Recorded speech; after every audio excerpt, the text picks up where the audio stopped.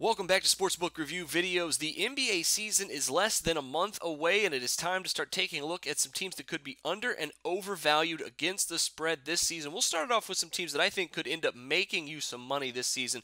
And I think a team, the first one that on my list, is a bit surprising to most people. However, the New York Knicks, after being one of the worst ATS teams last season, they could potentially be one of the better ones this season. It'd actually be a pretty good play in some instances, especially at home at Madison Square Garden, if Carmelo Anthony here can continue to dominate along with the cast that they have surrounded him with. Now, a lot of people scoffed at the drafting of Kristaps Porzingis, but the kid's not going to have to start right away on this team, and it really, I think, is going to improve their bench as well as their starting unit here if he needs to come in for offense for a guy like Robin Lopez and they go small. This offense is really one point guard away from being a solid ATS team, and it wouldn't surprise me to see Phil Jackson trade for one here at some point this season. There's some guys' whose names have been flashed around. Brandon Jennings is on the last year of his contract, and of course the Pistons just signed Reggie Jackson to a big deal.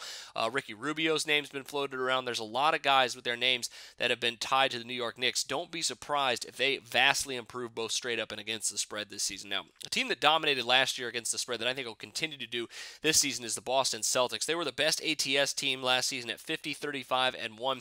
I don't expect 50 ATS wins this season. However, the Boston Celtics are still undervalued because they really don't have any star power, which means the Joe public does not pay as much attention to them, which means that you can make some money in certain situations on the Boston Celtics at home and as slight road underdogs against lesser teams. I think the Boston Celtics could still be a playoff team this year in the Eastern Conference. Don't sleep on them against the spread either. Now, the Indiana Pacers, I think, is another team you have to look at as a potential ATS value because despite being 38-44 straight up last season, they were a winning team against the spread here, just above 500 at 42-37 and 3 against the spread. And with Paul George coming back and the addition of Monte Ellis, they lost a lot of their bigger, less mobile big men in David West and Roy Hibbert.